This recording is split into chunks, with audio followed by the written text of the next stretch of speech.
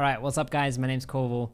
I'm a PUBG caster and observer, and I've had quite a few people over the last few months ask some questions about observing. There is some keybinds that are not really declared. There is some bugs, and there's a lot of small tricks and little things that can really help out. So I decided to make this small, short tutorial. It didn't get as short as I wanted it to be. But I decided to make a bit of a tutorial. If you're interested in observing at all, I'm sure it's going to help you out. And yeah, let's get into it. I am going to be going through the setup of the observer file, how to set up. I'm going to be going through where to put the observer file, make sure it's loaded. I'm going to be going through the game settings, and I'm going to be going through the keybinds and how they work out in game.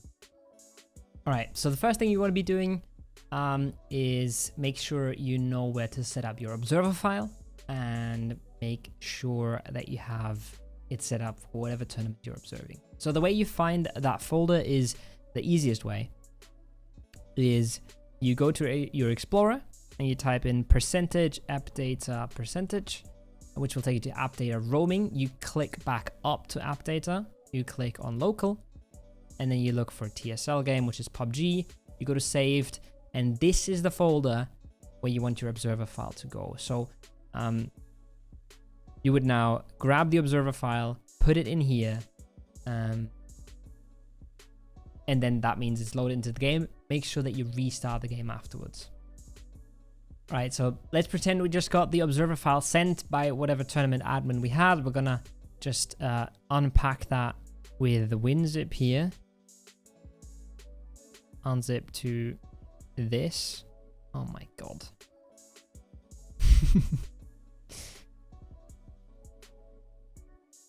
Because some people, you know, they're still living in 2017 and they send you raw files instead of WinZip files. Okay, so we have a folder with team icons, which is the logos, and then we have an Excel file, or a CSV file, I should say, with the team information. How to set that up? There's already tutorials out there. I will link one in the description.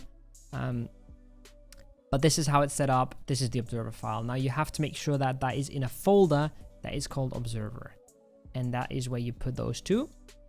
And then we navigate back to the saved folder, and we just paste this in here. And what you should be doing is go one folder up and just send this to your desktop. Make sure you always have a shortcut. Another thing you could do is you pin this to the quick access, meaning you will always have it here. Now that that is installed, we have to make sure that we restart our game.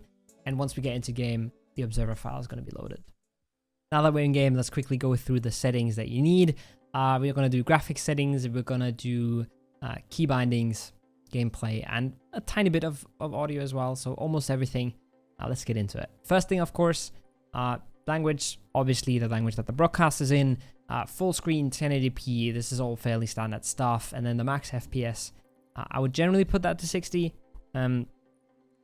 Advisable for almost every situation. Make sure you can keep the smooth in parentheses 60 FPS up at all times. Render scale needs to be at 100. This is important. It's going to look terribly scuffed otherwise. And then these are a little bit preference. Generally, a lot of people just run everything on high. If your PC cannot handle that, turn some of them down, but do not turn anti-aliasing down. And don't turn textures down below medium. Anti-aliasing is incredibly important for stream quality, and textures don't really hurt your FPS, so you can always leave those up at medium at least. Sharpen off, motion blur disabled, and VSync should generally be on to make sure there is no tearing. For audio, the only thing you have to really care about is make sure your audio is, of course, balanced with the broadcast, balanced with the caster audio, and then you should generally be using remastered here, at least if it's a PUBG sponsored broadcast. If it's your own thing and you prefer legacy, go with legacy. It's your show. Control nothing matters here. We're going to do gameplay really quick and then get into the observer keybinds. Colorblind mode should be normal. There should also be no Korean rating in the starting options. You should have your world's map zoom sensitivity on pretty low. This means how fast you zoom in and out of the map. Makes it easier to center the circle and zoom it in properly. Minimap dynamic zoom, I like to have this off to have no weird zooming on my minimap. Hide nicknames and kill feed obviously needs to be off. On-screen guide obviously turned off. Loot flash effect, I have this on glow. The pulse one is kind of distracting, kind of annoying. And then whispers, displaying whispers is obviously off. None of this really matters. Live stream screens is one that you can argue. I would have this disabled just to make sure there's no bugs and performance issues. And then network debug statistics have to be off. All right, so once you get into the game, you're going to be greeted by this, one of the lobbies. The first thing that you want to be doing is press K to smooth out your camera movement. It's a bit weird to get used to at first, but it's really important. First button I press pretty much every game. Then I press numpad dot or numpad comma, depending on your keyboard language. You'll have to figure that out. To remove this dot in the middle of my screen, you see this dot popping in and out. Remove that, and then you go into a player. You press Alt S to toggle the stats. You'll see those at the bottom middle of my screen, and you'll press G to pop up the gun overlay. This is not shown yet. We'll see that later on in the game, but it shows guns over the top of the players. The gun overlay and the stats, and the dot are not in the keybind menu. So those are keybinds that people miss a lot. Pay attention to those. And then the next thing we'll do is we will enable logos. The small logos on the minimap, that is the numpad slash. One thing that's really important is, you'll see now, if you look at the minimap, all these players have the logos because I pressed numpad slash while close to them. If I go to the other lobby, they don't. So what you need to be doing at the start of the game is you either go to each lobby and click it, or an easier way to do it is you just wait till people are in the plane, and once people are in the plane and you can see them on your minimap, you press numpad slash, and everyone will have the logos on the minimap, making sure that everything is nice and uniform. While the players are landing, let's go through keybinds really quick. Free cam, obviously you're flying around with WASD. You're using E and Q to go up and down. And you're using control to slow down the movement. And you're using shift to speed up the movement. So if you're tracking a car, sometimes you want to be going fast. And then if you're trying to do something cinematic, something slow, then you'll use control. But you see that this is still pretty fast, even with control held. So if you want to go really slow, you have to sort of start tapping your W key, tapping your A key, wherever you want to go, to actually achieve slower speeds. Once these players start looting, you will see the gun overlay coming into effect. Let's see what they're picking up. There's Ab picking up a nade. You can turn that off and turn it back on. Gives a little bit of extra information, but there is situations where you want to be turning that off if there's too much clutter on the screen. You've already seen me toggle through X-ray with X. That's an obvious one.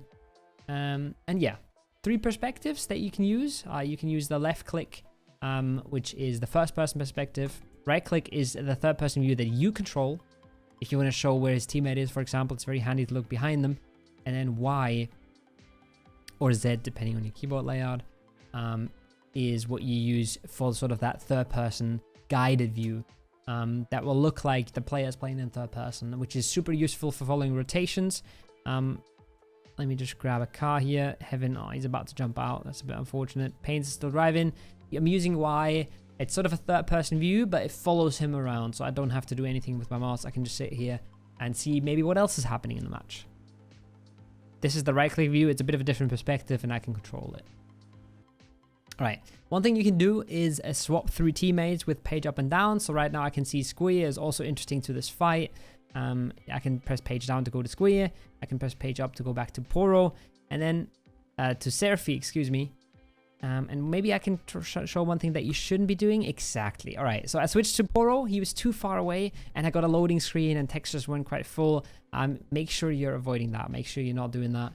All right, so page up and page down to switch between teammates, and control 1 or control and any number will make a keybind on this teammate. So what I can do now is I could go into Dicka was ne Bombe, and as soon as I think Surfy's going to shoot him, I press 1 and I'm back into Surfy and I watch the kill.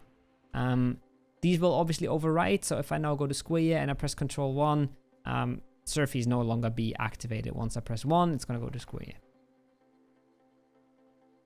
One more thing about the free cams that I sort of forgot to mention is you can see where the free cam is going to go by what's in the top of your screen. So what I'm going to do here is I'm going to fly over George Paul, for example, and I want to go into Fire Notto, but I also want to make sure that I'm not going into Sunny, who's looting over there in the distance. And you can see in the top middle of my screen, the game is going to tell me who I'm about to switch to. So if I'm slightly aiming past Fire Notto for some reason, I whiff, I click into Sunny, that would be awkward. So I'm just looking at the top of my screen. I see I'm going into Fire Notto.